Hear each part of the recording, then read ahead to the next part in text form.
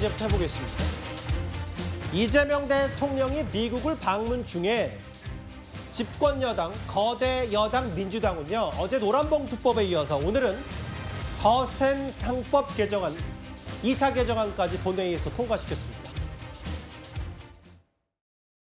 노란봉투법과 더 센 상법은 우리 경제 질서에 막대한 후폭풍을 불러올 경제 내란법이라고 생각합니다. 기업의 투자 의욕을 꺾어버리고 기업을 해외로 내쫓으면서 결국은 청년 일자리 감소, 경제 성장 동력 상실, 국민 경제 초토화, 대한민국 경제를 뒤흔드는 경제 내란이라 할 것입니다. 이런 법을 강행 통과시키는 더불어민주당이 바로 경제 내란 세력이 아니고 무엇이겠습니까? 대한민국 국가 경제하고 민생 경제를 두고 생체 실험하는 것이냐? 근데 대통령이 이게 첫 순방이지 않습니까? 사실상 첫 순방. 그렇죠. 그때 그 G7 맞아요, 잠깐 맞아요. 갔다 온 거 말고는 이럴 때는 여당 같은 경우에는 분위기를 되게 로키로 해가지고 국익 중심 그리고 대통령한테 초당적 협력 예. 이런 분위기를 조성하는 게 통례거든요. 근데 이럴 때 뭐 필리버스터하고 법안 일방 처리하고 저는 이런 건 처음 봤어요, 사실. 구 변호사님, 노란봉투법의 상법 2차 개정안, 또 대통령 방미 중에 했기 때문에 이게 과연 협치 생각이 있냐라는 취지의 비판과 지적이 나왔어요.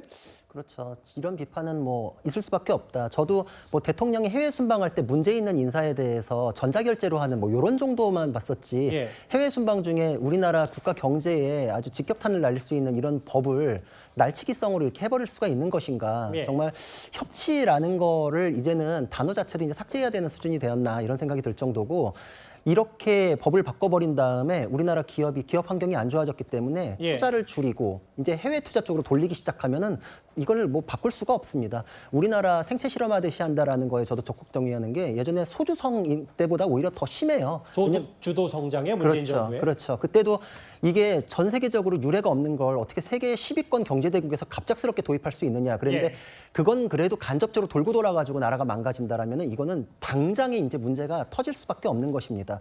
게다가 이게 뭐 외국에서는 이런 게 있다라고 하는데 그때는 다 풀로 그거에 대한 대응 방어책까지 기업에 주고서 이제 제도를 마련을 하거든요. 근데 예. 하나만 똑 떼가지고 갖고 오면 우리나라에도 딱 녹아들어가지고 적응이 되겠지라고 하는 거는 사실상 기업과 국민들에게 맞춰서 살고 그거에 따른 문제는 알아서 해결해라 이렇게 방치해버리는 겁니다. 예. 예를 들어서 뭐 독일산 수도꼭지 달아놓으면 독일물 나오는 거 아니잖아요. 그러니까 이것도 그거에 대응하는 뭐 직장 점거나 이런 거를 애초에 금지하는 뭐 미국, 영국, 독일 그런 사례를 통해 가지고 우리도 그거만큼의 기업에 대한 방어권을 주든지 아니면 뭐 하청이나 재하청이 우리나라 문제다. 미국 같은 경우에는 해고 자유가 있어요. 아예 알겠습니다. 제도 자체가 달라요. 예. 근데 그런 걸 다 배제하고 요것만 똑 갖고 와서 세계 기준에 맞습니다라고 하는 거는 사실상 왜곡이다. 그럼에도 불구하고 공감대가 없는데 이런 식으로 해외 순방 중에 날치기 통과하는 거는 너무 독주한다. 이런 비판 피할 수 없다 생각합니다. 그 기업 퇴장, 일자리 파괴법, 경제 뒤흔드는 경제 내란. 뭐 야당에서는 최대치 비판을 쏟아냈는데 성친 부의장님, 예. 그 중요하죠. 뭐 그리고 민주당이 생각하는 혹은 집권 여당이 생각하는 이 법안 유예 기간 필요 없고 일단은 하는 게 중요하고 뭐 김영업 전자시장 말에 저는 동의하지 않지만 해보고 나서 문제가 있다면 다시 뭐 고쳐가는 것도 중요하다고 했는데 조금 시간은 가져야 되는 거 아닙니까?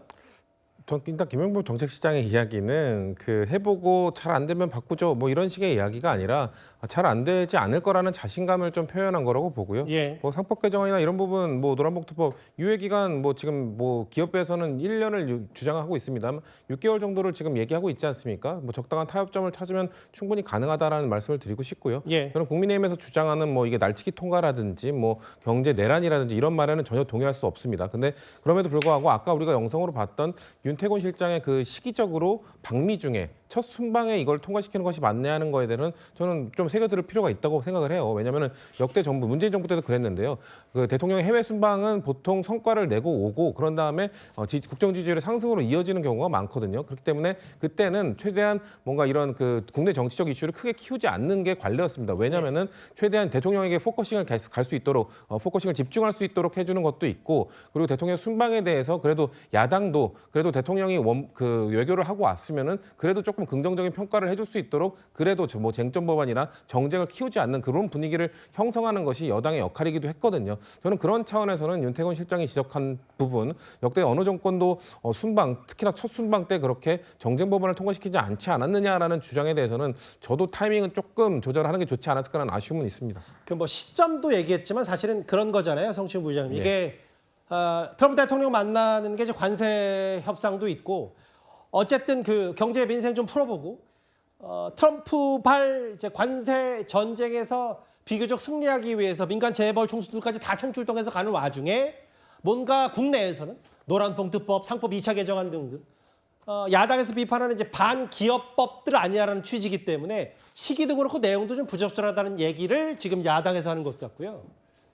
그런데 현장에서는요, 벌써부터 주말 새 본회의를 통과한 노란봉투법에 대한 반응도 나오는 것 같습니다.